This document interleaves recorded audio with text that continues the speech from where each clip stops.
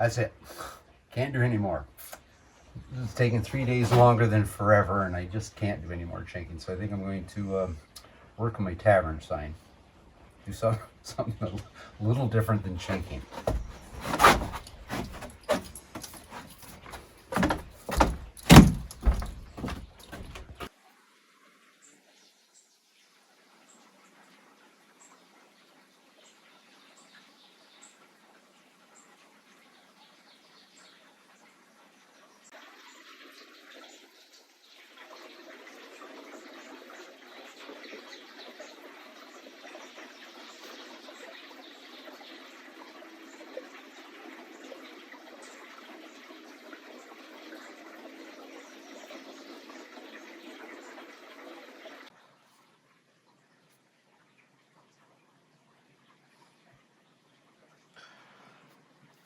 The black fly season is upon us. Got one coat done on it. Needs one more. I'll probably do that tonight. And yeah, we're going to head off to the forge, fire it up, and make my metal frame around it. And it's rather an ornate thing that'll all hang from the front post off the veranda. Yeah, won't be too long. That bad boy's going to be up. So I'm spending most of my day today in my blacksmith shop. I finished the crane for the fireplace. It'll have a couple of hangers that the pins will go in that'll actually get placed into brickwork as I build up the interior of the firebox. Have to make some hangers and stuff for it, but that's completed. I'm working currently now on the next project is I'm making the hanger for the tavern sign. And I'm trying to make it a little bit ornate, not too much. Then I'm going to go turkey hunting. I really want to get out there. I'm itching to get my first bird this year. And the last thing, before I get back to the forge, is they're called fire dogs. And so, I don't know how old they are, but they're older than me, so that makes them pretty old. They have handmade square nuts on the back, so at least 100+ years old, maybe as old as 2. They're solid cast iron. So I'm going to clean them up. I think they're going to look pretty good in the fire pit. Now I'm going to get back to work. So yeah, I'm quite anxious to get turkey hunting in. This cabin's taking a lot of my time.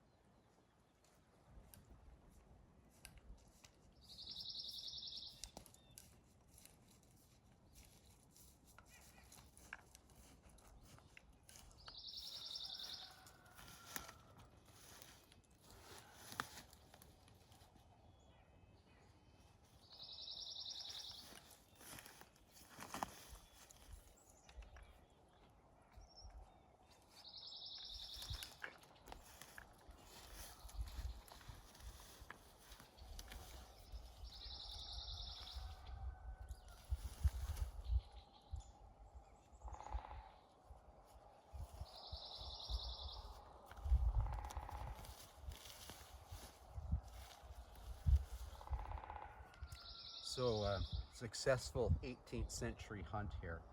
Uh, Certainly adds a lot of challenge to hunting wild game, particularly turkey, because you're going to get so close.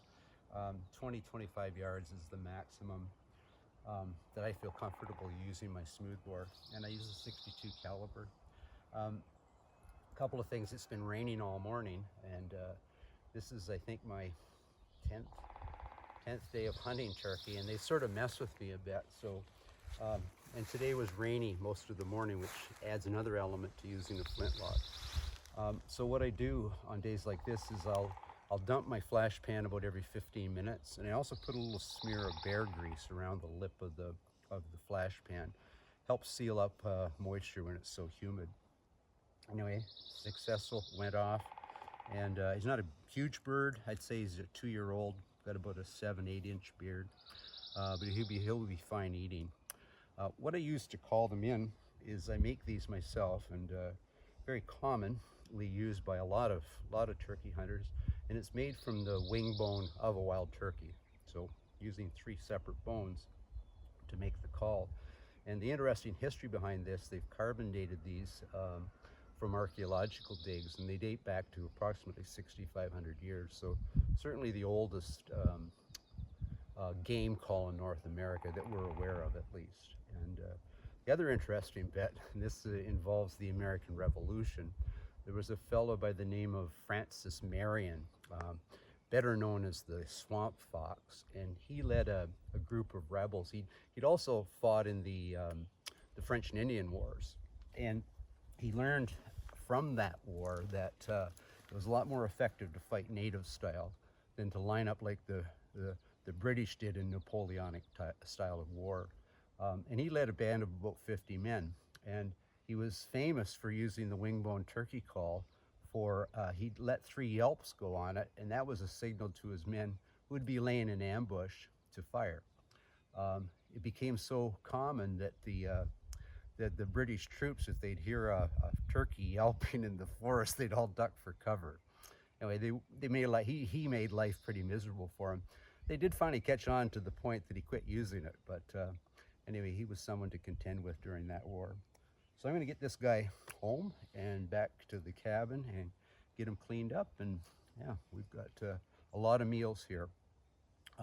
You can feed a large group, the roasted turkey, of course, and then we make a couple of gallons of turkey soup with vegetables from our root cellar. So fine eating, successful hunt. Yeah, so I'm going to head on home.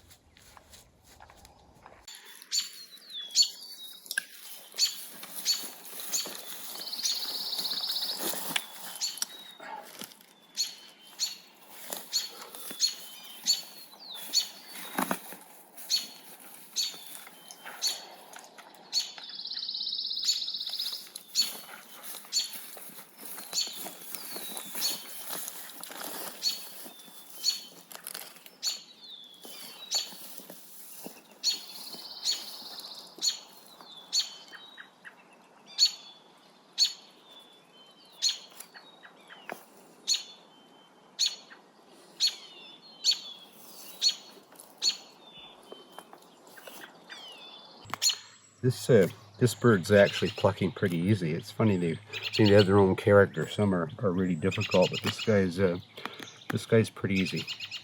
I think estimated he weighs probably about 20 pounds, right around 20 pounds live weight. Anyway, whenever we harvest wild game, and we primarily eat wild meat and fish, we try to use as much of the animal, or in this case the bird, as possible, out of respect for it. So with the turkey, obviously the meat, but we use the wing feathers. We use them to make fans for fanning fires. I also split them, and I use the feathers for fletching my primitive arrows that I make. The tail we use for decorative things. Like I said, he's not a huge bird, but substantial. I think maybe we'll, out of respect for the bird, we'll probably hang that in our new cabin build. Anyway, back to plucking. I can almost taste it.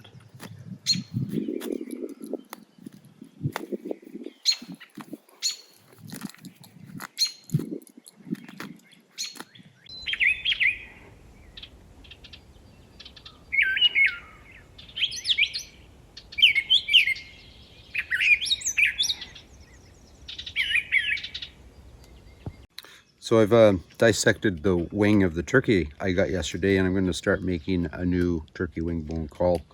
I generally keep one wing each year, and I make a wing bone caul and gift it to a friend. So if you think of going out for wings, that's the big piece that you'd get. Those two are joined in the middle section of the turkey wing, and then there's an additional bone on any bird. It's too small to use. So this will be the mouthpiece, this will be the intermediate piece, and this will be sort of the trumpeter sound that'll let it project out there when I'm finished. So I'm going to get these cut off, and then we're going to boil them up, get a fire going, boil them up, and get the marrow out of the inside, and then fit them together. And we're going to make ourselves a wing bone turkey caul. So before I start boiling those bones up to make my wing bone turkey caul, I'm collecting some spruce gum, and it's a excellent material. Natives used it for a lot of things, including pitching canoes, which I've got to collect a lot more of it soon. But today I just need a little bit, kind of sticky business. I just need a little bit to seal those three components of that wing bone turkey caul we're making. And yeah, we don't have to add anything to it for this purpose. I'm going to be wrapping it with Irish linen, and this will just bind it all together and seal up those joints, so you get a nice clean sound from it.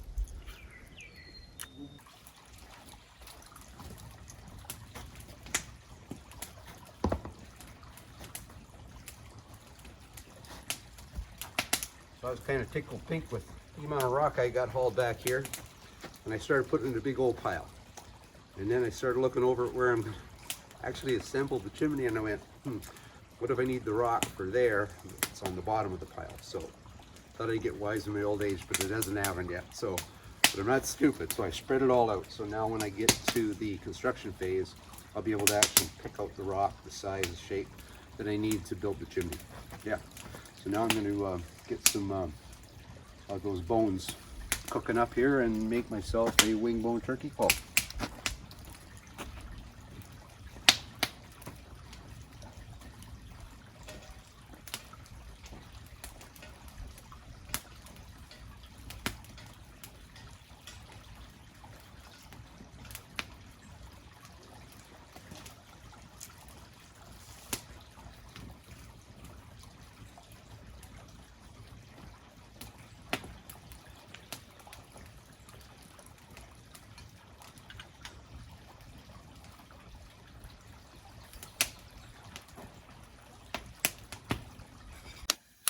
So the reason we've got to boil the bones up is essentially to get the marrow out of the center of them. So we're going to make tubes out of them, and then we're going to piece them all together. A little bit of handwork to do.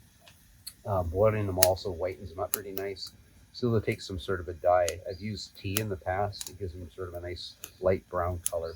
And I might even scrimshaw this one. I don't know, carve a little turkey or a wing or some turkey tracks in it. Anyway, kind of like this job. Sure as heck beats shanking. I can watch this all afternoon.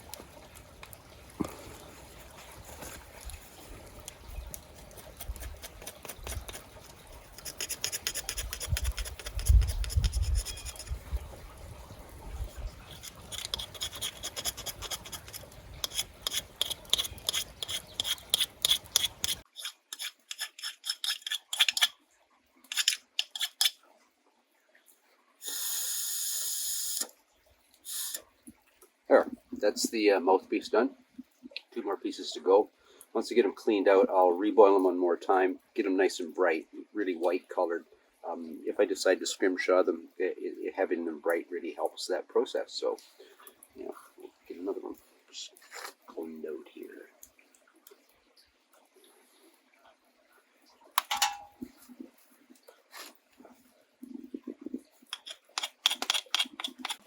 So we got them out of the boiling water, and I fitted the first 2 pieces together. I've got this one fit, ready to put in. I've got to boil up a bit more spruce gum there now. I was a bit hasty doing this one, and I got a slight crack in the front piece, but it won't affect the sound or the integrity. So what fascinates me about this, absolutely fascinates me, is so we know that this dates back at least 6,500 years.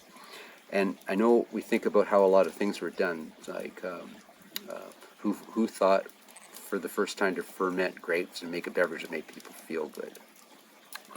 Or was it just an accident? But I picture a native hunter coming back to his shelter with a fine turkey, and perhaps he was chewing on the wing bone, I don't know. But where he ever conceived of the idea that he could take 3 components of that bird, the same bird he'd hunted, make a device that could call in more and keep a stew pot full. Well, to say it fascinates me is an understatement. Anyway, I've got this piece fitted. I'm going to boil up a little bit more spruce gum here. We're going to get that fitted.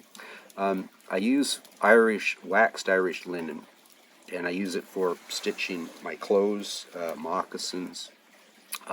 So for any living historians that are out there that sew their own moccasins or clothing, shooting bags or whatever, instead of using artificial sinew, which after a while in the sun basically looks like fishing line, because it is, waxed Irish linen was readily available as a trade item in the 17, 18, into the 1900s, and it's still readily available today, and it does add authenticity to whatever you're making. Anyway, I'm going to get some spruce gum boiled up here.